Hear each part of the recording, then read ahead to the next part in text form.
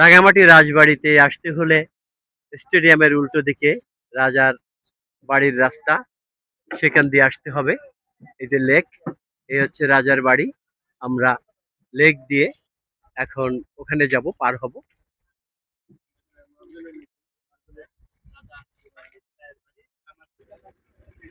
এই নৌকায় আমরা যাচ্ছি,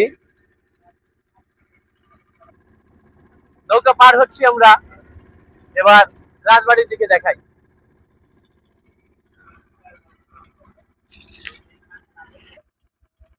কি সুন্দর সিনারি দেখেন, কি চমৎকার দেখা যাচ্ছে। এই রাজবাড়ি ঘাটে আমরা চলে এসেছি।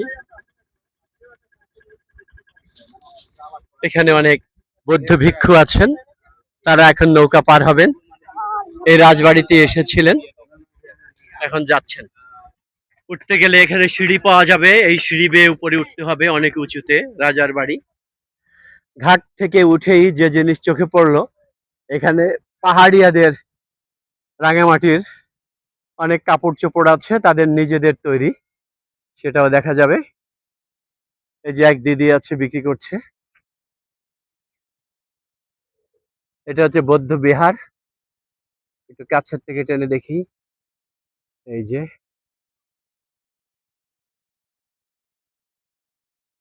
ওই যে বৌদ্ধ বিহার। উঠেই বাম পাশে দেখলাম ড্রিঙ্কিং ওয়াটার। আসলে জনকল্যাণের জন্য অনেক কিছুই করা যায়। লেখা আছে যে ড্রিঙ্কিং ওয়াটার, অর্থাৎ খাওয়ার পানি। অনেকগুলো কলসি, 4টা কলসি এবং 2টো বদনার মতো, আর একটা মগ। কেউ যদি পানি খেতে চায় এখান থেকে পানি খেতে পারবে তৃষ্ণার্তরা। এ হচ্ছে বৌদ্ধ মন্দির। ঘাট দিয়ে উঠেই বাম দিকে দেখা যাবে। এই যে,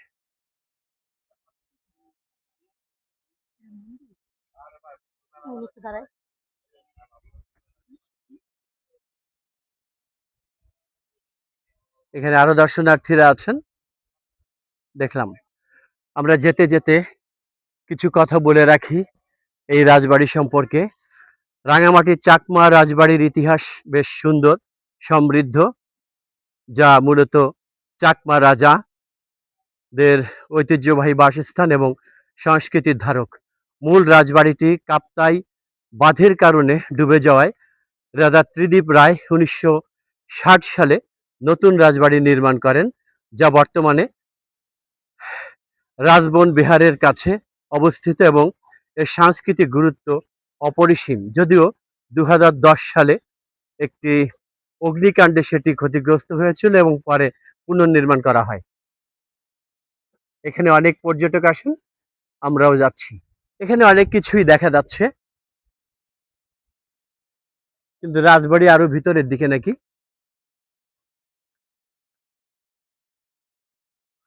ঢালু দিয়ে নেমে যাচ্ছি। এটা হচ্ছে চাকমাদের রাজ কার্যালয়। এখানে লেখাই আছে রাজবাড়ি, রাঙামাটি, পার্বত্য চট্টগ্রাম। গ্রীষ্মকালীন সময় হচ্ছে মার্চ থেকে অক্টোবর 10টা থেকে বিকেল 5টা পর্যন্ত। শীতকালীন হচ্ছে নভেম্বর থেকে ফেব্রুয়ারি।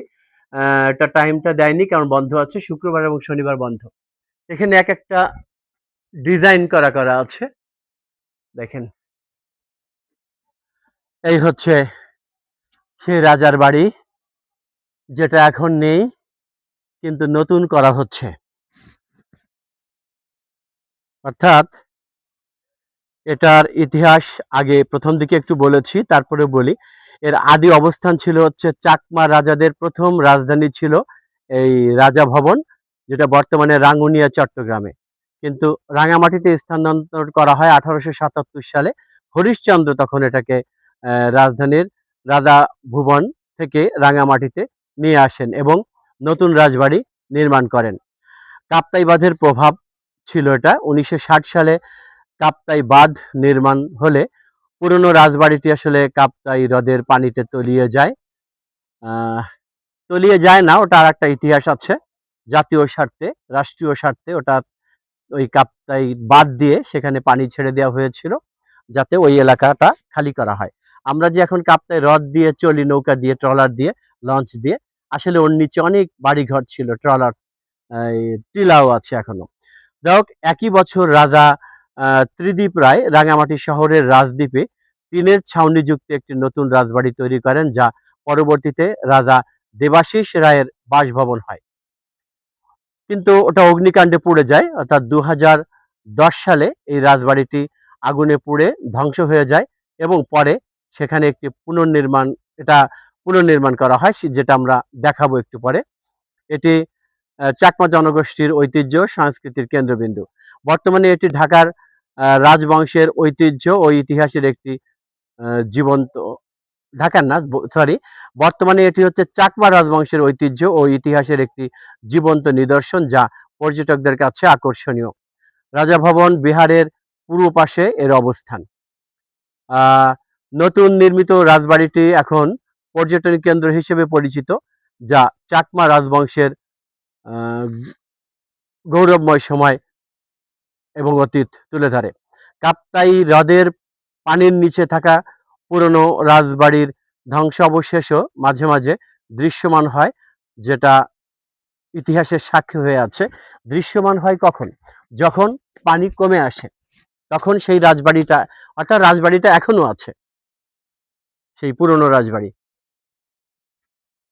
এবার আমি নতুন যেখানে রাজবাড়িটা করা হচ্ছে সেখানে নিয়ে যাচ্ছি আপনাদেরকে।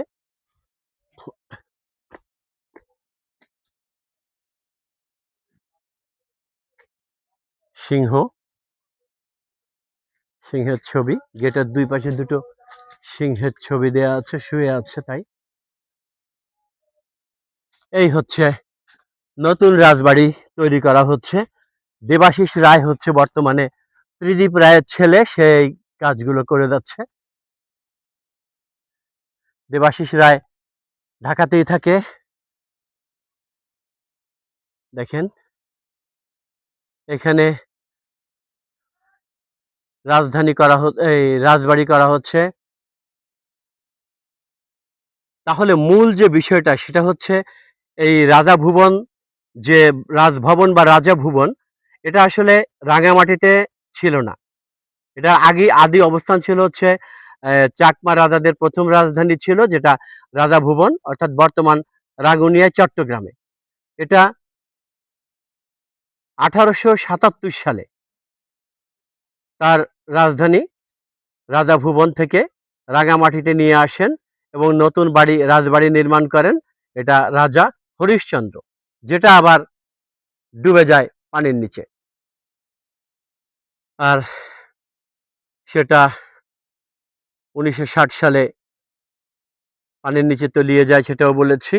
এবং একই বছর রাজা ত্রিদীপ রায় রাঙামাটি শহরের রাজদ্বীপে টিনের ছাউনিযুক্ত একটি নতুন রাজবাড়ি তৈরি করেন, যা পরবর্তীতে রাজা দেবাশিস রায়ের বাসভবন হয়। সেটাও 2010 সালে রাজবাড়িটি আগুনে পুড়ে যায়, ধ্বংস হয়ে যায়। তা এটাই হচ্ছে আসলে যেটা কাহিনী, ইতিহাস। কিন্তু নতুন যে রাজবাড়ি তৈরি করা হচ্ছে একটা পাহাড়ের উপরে, টিলার উপরে, ঠিক কাপ্তাই হ্রদে এরকম টিলাগুলো সব মানুষের বসতি ছিল। পরবর্তীতে পানির নিচে ওটাকে ডুবিয়ে দেওয়া হয়েছে কাপ্তাই বাঁধ করার জন্য, সম্ভবত 1958 সালে পাকিস্তান সরকার। আমরা এবার আতিক হেলাল ভাইয়ের কাছে যাব, আতিক হেলাল ভাই থেকে কিছু শুনবো তার কাছে, তিনি এই ইতিহাস কি জানেন। তাই বলুন। ধন্যবাদ কবি রবিউল মাশরাফি। রাঙামাটি 3 পার্বত্য জেলার একটা জেলা, এবং এই রাঙামাটিটা যে নামের সাথেই একটা শব্দ জুড়ে আছে, যে রাঙাটা হচ্ছে রঙিন এবং বর্ণিল। এই বর্ণিল রাঙামাটিতে আমরা তৃতীয় বা চতুর্থবারের মতো এসেছি, এবং আমরা যত সাহিত্য সংস্কৃতির ডিসকাশন মিটিং এবং সেমিনার, বিভিন্ন অনুষ্ঠান উপলক্ষে বিভিন্ন এলাকাগুলোতে যাই, তখন সেই এলাকার আমাদের বাংলাদেশের যে অমূল্য সম্পদ, যে নৈসর্গিক দৃশ্যগুলো এবং নৈসর্গিক স্পটগুলো, উপাদানগুলো আমরা দেখার চেষ্টা করি এবং ধারণ করার চেষ্টা করি এবং মানুষকে দেখানোর চেষ্টা করি। আজকে আমরা যে জায়গাটা আগে আসিনি, সেই ত্রিদীপ রায়ের রাজবাড়ি, যেটা রাঙামাটির শহরের মধ্যেই শিল্পকলা একাডেমির পাশ থেকে একটা হাঁটা পথ, সেখান থেকে এসে রাজবাড়ি নৌঘাট যেটাকে বলে, সেখান থেকে ট্রলারে পার হয়ে চমৎকার যে পানি, সেই লেকের অত্যন্ত স্বচ্ছ এবং নীল রঙের পানি, মনে হচ্ছে আমরা সবার ইচ্ছা হয়েছে আমরা গোসল করি। এই রাজবাড়িতে এখন বর্তমানে যে প্রজন্ম আছে ত্রিদীপ রায়ের, তিনি রাজা দেবাশিস রায়, যিনি সাবেক তত্ত্বাবধায়ক সরকারের উপদেষ্টা ছিলেন। আমি ব্যক্তিগতভাবে তাকে নামে চিনি এবং টেলিভিশনে দেখেছি। আজকে তার সেই বাবার এবং দাদার যে ভিটা স্মৃতিচিহ্ন, সেই রাজবাড়ি, রাঙামাটি রাজবাড়িতে আমরা ত্রিদীপ রায়ের রাজবাড়িতে এসে অত্যন্ত সমৃদ্ধ হয়েছি এবং আনন্দিত বোধ করছি এই জায়গাটাতে আসতে পেরে। এবং এইখানে একটা স্থাপনা হচ্ছে, যে এখানে যে তারা তাদের বংশধর যে এখানে বসবাস করবেন, তার একটা ইঙ্গিত আমরা এখান থেকে পাচ্ছি। এটা একটু আমরা দেখাই যে এই যে অবকাঠামোগত স্ট্রাকচার উন্নয়ন এখানে হচ্ছে, এটা তারই ইঙ্গিত বহন করে। আমরা জানতে পেরেছি এখানে যারা থাকেন যে তারা এখানে বসবাস করবেন এবং এই স্মৃতিচিহ্ন মুছে তারা দিতে চান না। তো ত্রিদীপ রায়ের এই রাজবাড়ি থেকে আপনাদের সবাইকে ধন্যবাদ জানাচ্ছি এবং আমন্ত্রণ জানাচ্ছি, যখন আপনারা রাঙামাটি আসবেন, এই জমিদার বাড়িতে আসবেন, বিশেষ করে এই জমিদার বাড়ির সংলগ্ন যে লেকটা, সেটা আপনারা উপভোগ করবেন। রবিউল ভাই। অনেক ধন্যবাদ হাতিক হেলাল ভাই। আমিও আগে বলেছি, উনিও যেটুকু বলেছেন, আমি বাকিটুকু আরেকটু কথা বলি। আসলে এই রাজবাড়ির আরো ইতিহাসটা পিছনে, অর্থাৎ 1877 সালে, সম্ভবত 158 বছর আগে, এখন তো 2026 সাল, দেখো 158 বা 157 বছর আগে এটা কিন্তু ছিল রাজা ভুবন। সেটা এখানে না, চট্টগ্রামের রাঙ্গুনিয়ায় ছিল। ওইখান থেকে রাজা হরিশ্চন্দ্র যেটা রাঙামাটিতে নিয়ে আসে, সেটাও এখানে ছিল না। সেটা ছিল হচ্ছে যেটা এখন কাপ্তাই লেকের নিচে ডুবে গেছে, ডুবে যায়নি। 1958 সালে কাপ্তাই বাদ দিয়ে তখনকার পাক সরকার ওটাকে তাপবিদ্যুৎ জলবিদ্যুৎ কেন্দ্র করার জন্য ওখানে পানি দেওয়া হয়েছিল। আগে মাইকিং করা হয়েছিল, তোমরা সবাই সরে যাও, তো সরে নাই। এরপরে ওখানে পানি দেওয়া হয়েছে। পানি দেওয়ার পরে তখন ওখানে অনেক টিলায় মানুষের বসতি ছিল। মানুষ ওখান থেকে সরে গেছে বিভিন্ন দিকে। এখনো আমাদের লঞ্চ ট্রলারে চড়ি, যদি পানি কখনো শুকায় যায় তখন ওখানে দেখবেন অনেক টিলা, হয়তো কোনো বাড়ির বিল্ডিং এর ধ্বংসাবশেষ থাকতেও পারে। যাই হোক, 1877 সালে চট্টগ্রামের রাঙ্গুনিয়া থেকে ওই টিলার ওখানে তিনি রাজভুবন বা রাজা ভবনটা নিয়ে এসেছিলেন, নাম ছিল রাজা ভুবন। তো ওখানে আনার পরে 1877 সালের পরে এরপরে আবার ত্রিদীপ রায় ছিল রাজা। তো 1960 সালে যখন ওটা পানিতে ডুবে যায়, তারপরে ত্রিদীপ রায় এই যে জায়গাটা, এখানে টিনের ঘর করেছিল। ওইখানে টিনের ঘর করার পরে এটাও আবার পুড়ে যায়। শেষ হয়ে যাওয়ার পরে এখন এটা নতুন বিল্ডিং করা হচ্ছে, অত্যাধুনিক অনেক মোটা মোটা রড দিয়ে বহুতলা ভবন করা হচ্ছে। এখানে হয়তো জাদুঘরও হতে পারে। যাই হোক, এটা ত্রিদীপ রায়ের ছেলে দেবাশিস রায়, তিনি এটা এখন তত্ত্বাবধানে আছেন। আমি এবার আবুল কালাম আজাদ ভাইয়ের কাছে যাব, উনি খুব সংক্ষেপে কথা বলবেন 1 মিনিটের মধ্যে। ধন্যবাদ রবিউল মাশরাফি ভাইকে। তিনি এই চাকমা রাজাদের ইতিহাসটা সুন্দর করে তুলে ধরেছেন এবং স্পেসিফিক ডেট এবং সাল সহকারে। তো এরপরে বলার তেমন কিছু থাকে না। তো যেটা হলো, আপনার অনুভূতি কেমন? অনুভূতি প্রচন্ড রকম ভালো, কারণ আমি যদিও এলাকায় চাকরি করেছি, কিন্তু আসলে আমি এই রাজা ত্রিদীপ রায়ের বাড়িতে বা দেবাশিস রায়ের বাড়িতে এই স্থাপনা এখানটায় আমি আসিনি। তো আজকে পার্বত্য কাব্যের অনুষ্ঠানের মাঝে বিশেষ করে আমাদের বিশিষ্ট সরাকার আতিক হেলাল ভাইয়ের উদ্যোগে উদ্দীপনায় এখানে এসে বেশ ভালো লাগছে। এই জায়গায় আমি তো নিয়ে এসেছি। আচ্ছা, ঠিক আছে, রবিউল ভাইয়েরও ক্রেডিট বেশি। তো আসলে উনি বলে গেছেন, তারপর আমি সামান্য একটু বলি। এই যে আমরা দাঁড়িয়ে আছি, এটা রাজা ত্রিদীপ রায় এক সময় এখানে তার রাজবাড়ি নিয়ে এসেছিলেন। তিনি ছিলেন এই পার্বত্য জেলা সমূহের চাকমা রাজা এবং উত্তরাধিকার সূত্রে রাজা দেবাশিস রায় এইখানকার চাকমা রাজা। বর্তমানে এই বাড়িটা পুড়ে যাওয়ার পরে আমাদের পেছনে সামহের উনি অবস্থান করতেছেন। তো আমার রবিউল মাশরাফি ভাই যেটা বললেন, সেই জায়গাটা আমি একটু সংযোজন করি, যেহেতু আমি এখানে চাকরি করেছি, সেই সুবাদে আমি জানি। কাপ্তাই বাঁধটা তৈরি করার পরে কাপ্তাই লেকে কাপ্তাই বাঁধ জলবিদ্যুৎ উৎপন্ন করার জন্য, জলবিদ্যুৎ উৎপাদন করার জন্য কাপ্তাই লেকটা তৈরি করার পরে আসলে কাপ্তাই লেকে পানির যে একটা আধিক্যতা, সেই আধিক্যতার কারণে সেই রাজবাড়িটা আসলে ডুবে যায়। আর এটা হয়তো সম্ভব হবে না কখনো যে সে রাজবাড়ি আবার জেগে উঠবে, কারণ কখনো কাপ্তাই বাঁধও আর ছেড়ে দেওয়া হবে না, বন্ধ করা হবে না, আর সে রাজবাড়ি আর দৃশ্যত হবে না, দৃশ্যমান হবে না, সেটাই অনুমান করা যায়। কারণ কাপ্তাই বাঁধ দেওয়ার কারণে এই কাপ্তাই লেগে পানি বেড়ে যায়, পানির আধিক্যতার কারণে সে রাজবাড়ি সহ অনেক চাকমাদের বাড়ি আসলে ডুবে যায়। ধন্যবাদ রবিউল মাশরাফি ভাইকে আমাকে কথা বলার সুযোগ দেওয়ার জন্য। অনেক ধন্যবাদ আবুল কালাম আজাদ ভাই। আপনি এখানে আসলে সেনাবাহিনীতে চাকরি করতেন, সেই সুবাদে আপনি বাংলাদেশ সহ বিশ্বের বিভিন্ন জায়গায় ঘুরেছেন এবং এই রাঙামাটি এই পার্বত্য এলাকাটা আপনি বেশি ঘুরেছেন, দেখেছেন। এটাও সত্য কথা যে ওই লেক আর কখনো ভেসে উঠবে, ডুবে মানে পানি শেষ হবে না এবং ডুবেও যাবে না। আমরা এখানে দাঁড়াই, ক্যামেরা আউট হয়ে যাচ্ছি। আচ্ছা, তাহলে এই জায়গা সম্পর্কে এই রাজার মানে পার্বত্য রাজার অর্থাৎ এই রাঙামাটির যে রাজবাড়িটা, সেটা আগামীতে এখানে অনেক বড় বহুতলা বিল্ডিং হবে। এটা পাহাড়ের উপরে, টিলার উপরে, সেটা আপনাদেরকে আগাম দেখিয়ে রাখলাম। বিদায় নিচ্ছি, আমি রবিউল মাশরাফি, আবুল কালাম আজাদ ভাই এবং ছড়াকার আতিক হেলাল ভাই, ক্যামেরায় আছে